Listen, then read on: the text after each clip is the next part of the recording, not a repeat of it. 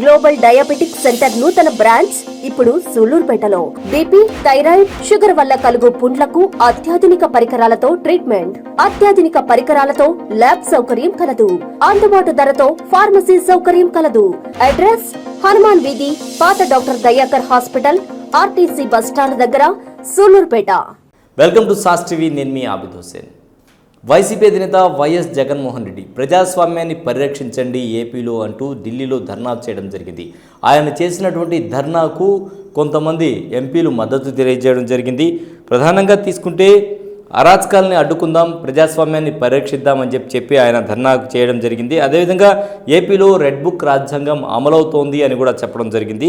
30కి పైగా హత్యలు, 1000కి పైగా దాడులు ఏపీలో జరిగాయి. వైసీపీ కార్యకర్తలను టార్గెట్ చేస్తూ ఏపీలో దాడులు జరుగుతున్నాయి. నెల రోజుల్లోనే ఇన్ని దాడులు జరిగాయని చెప్పి కూడా చెప్పడం జరిగింది. అలాగే తీసుకుంటే వందల్లో హత్యలు, ఊరూరా దౌర్జన్యాలు జరుగుతూ ఉన్నాయని చెప్పి కూడా చెప్పడం జరిగింది. వీటన్నిటిని అంతం చేయాలంటే రాష్ట్రపతి పాలన అయితే బాగుంటుంది ఏపీలో అని కూడా ఆయన చెప్పడం జరిగింది.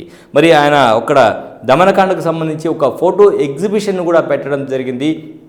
ఈ ఎగ్జిబిషన్ చాలామంది తిలకించారు. అయితే వైసీపీ చేసినటువంటి ఈ ధర్నాకు ఇటు అఖిలేష్ యాదవ్ మద్దతు తెలియజేయడం జరిగింది. సమాజ్వాదీ పార్టీ నుంచి అఖిలేష్ యాదవ్, అలాగే వీసీకే అధినేత తిరుమావలవన్, అలాగే శివసేన నుంచి ఎంపీ సంజయ్, తృణమూల్ నుంచి కాంగ్రెస్ ఎంపీ నదిముల్, వీరందరూ కూడా మద్దతు తెలియజేయడం జరిగింది. అయితే మద్దతు తెలియజేసి వెళ్తున్న క్రమంలో మాజీ జడ్జి రామకృష్ణ, తిరుపతికి సంబంధించినటువంటి రామకృష్ణ వీరిని అడ్డుకోవడం జరిగింది. అఖిలేష్ యాదవ్ని ప్రధానంగా అడ్డుకోవడం జరిగింది.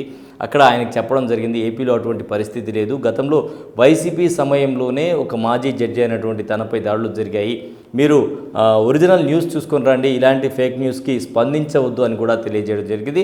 మొత్తానికి ఏపీలో ఏదైతే దౌర్జన్యం జరిగింది అని చెప్తున్నారో దీనికి సంబంధించి నేషనల్ మీడియా వేదికగా అయితే జగన్ తన గళం వినిపించడం జరిగింది. ఏపీలో దౌర్జన్యాలు జరుగుతున్నాయని చెప్పడం జరిగింది. ఇదే సమయంలో వైఎస్ జగన్ సోదరి వైఎస్ షర్మిల కూడా స్పందించడం జరిగింది.